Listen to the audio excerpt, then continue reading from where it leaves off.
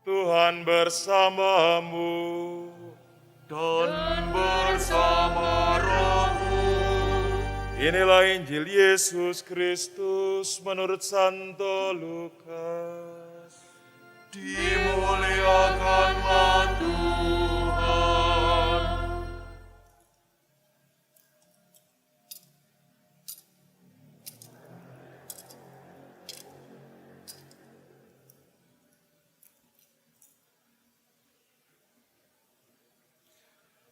Pada waktu itu, Kaisar Agustus mengeluarkan suatu perintah menyuruh mendaftarkan semua orang di seluruh dunia. Inilah pendaftaran yang pertama kali diadakan sewaktu Kirenius menjadi gubernur di Syria. Karena itu pergilah semua orang mendaftarkan diri, masing-masing di kotanya sendiri. Demikian juga Yusuf pergi dari kota Nazaret di Galilea ke Yudea, ke kota Daud yang bernama Betlehem. Karena ia berasal dari keluarga dan keturunan Daud, supaya didaftarkan bersama-sama dengan Maria, tunangannya, yang sedang mengandung. Ketika mereka berada di Betlehem, tibalah waktunya bagi Maria untuk bersalin. Dan ia melahirkan seorang anak laki-laki, anaknya yang sulung. Lalu dibungkusnya anak itu dengan kain lampin dan dibaringkannya di dalam palungan, karena tidak ada tempat bagi mereka di rumah penginapan. Di daerah itu ada gembala-gembala yang tinggal di padang, menjaga kawanan ternak mereka pada waktu malam. Lalu berdirilah seorang malaikat Tuhan di dekat mereka, dan kemuliaan Tuhan bersinar meliputi mereka, sehingga mereka sangat ketakutan. Kata malaikat itu kepada mereka, "Jangan takut, sebab sesungguhnya aku memberitakan kepadamu kesukaan besar untuk seluruh bangsa. Hari ini telah lahir bagimu juru selamat, yaitu Kristus Tuhan di kota Daud. Inilah tandanya bagimu. Kamu akan menjumpai seorang bayi dibungkus dengan kain lampin dan terbaring di dalam palungan." Tiba-tiba tampaklah bersama-sama dengan malaikat itu sejumlah besar bala tentara surga yang memuji Allah, katanya, "Kemuliaan bagi Allah di tempat yang maha tinggi, dan damai sejahtera di bumi di antara manusia yang berkenan kepadanya." Demikianlah sabda Tuhan. Terpujilah Kristus. Bapak, Ibu, dan saudara-saudari yang terkasih di dalam Kristus, satu hal yang menjadi kekhawatiran atau ketakutan manusia yang paling terdalam adalah ketika ia terpisah atau terasing dalam hidup sosialnya, atau terasing dari yang lain, dari manusia yang lain. Atau dengan kata lain, ketakutan manusia adalah ketika ia mengalami kesendirian. Dalam kesendirian, kita bertemu dengan diri kita sendiri, kita dibatasi dengan yang lain, dan kerap kali kita merasa takut, khawatir ketika kita berada dalam kesendirian itu. Tentu hal ini bisa dipahami karena kita pada dasarnya adalah makhluk sosial atau manusia yang dapat menunjukkan eksistensi dirinya ketika kita bersama dengan orang lain atau bersama yang lain. Tentu pengalaman ini semakin jelas dalam kurang lebih hampir 2 tahun ataupun 1 tahun 8 bulan ini ketika pandemi COVID-19 masuk ke negara kita, ke Jogja, ke daerah kita. Yang pertama-tama kita takut karena ini varian baru, virus jenis baru yang kita tidak tahu, yang mungkin berbahaya.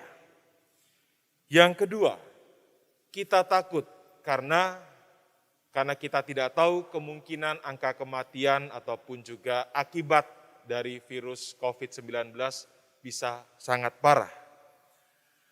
Dan yang terakhir adalah ketika kita terkena virus tersebut, kita mengalami isolasi. Yang artinya kita dipisahkan dari yang lain, entah keluarga, sahabat, teman, yang setiap harinya kita berjumpa dan berinteraksi.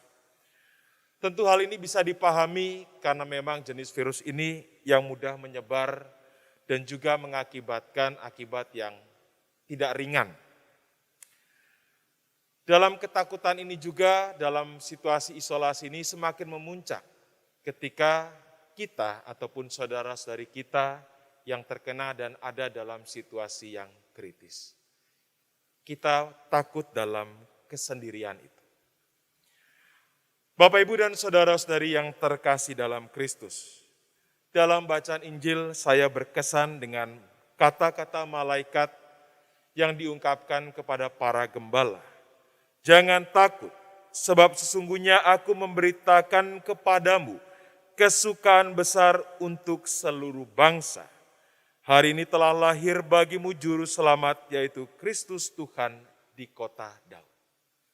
Kata-kata jangan takut, ini bagi saya meneguhkan dalam seluruh pengalaman ketika saya memberikan pengantar dalam khotbah ini. Mengapa? Kata-kata jangan takut ini begitu memiliki kekuatan yang luar biasa. Yang pertama, dalam bacaan pertama dikisahkan bangsa yang berjalan dalam kegelapan. Dalam situasi gelap yang tidak melihat harapan, tetapi mereka lama-lama melihat terang yang ada di depan mereka. Dari sebuah ketakutan, kegelapan, ketakutan, kesendirian, Allah memberikan terang, menjadikan penerang bagi mereka untuk bisa berjalan di dalam kegelapan. Yang kedua, jangan takut juga memiliki makna ketika para malaikat berjumpa dengan gembala. Gembala ini adalah orang-orang yang termasuk dalam golongan terendah dalam komunitas di zaman itu. Mereka didatangi malaikat, diberikan kepercayaan, walaupun mereka juga takut, syok. Siapakah sosok yang hadir di depan mereka? Begitu bersinar, memberikan sebuah pewartaan. Dan yang penting mereka diberikan kepercayaan sebagai saksi orang yang akan melihat kelahiran Sang Putra. Dan tentunya mereka diajak untuk mewartakan kelahiran itu. Gembala dalam status golongan masyarakat yang terendah tapi diberikan kepercayaan yang luar biasa. Ini yang meneguhkan para gembala. Dan yang terakhir, dalam situasi masa-masa ini ada ketakutan di dalam pengalaman-pengalaman hidup kita selama pandemi. Ada situasi parno dalam diri kita. Jangan-jangan saya sakit, jangan-jangan kalau kita tidak menjaga segala sesuatunya juga terkena. Sampai pada titik terendah kita, segala sesuatunya sudah habis. Habis harapan, habis secara ekonomi, habis segala-galanya.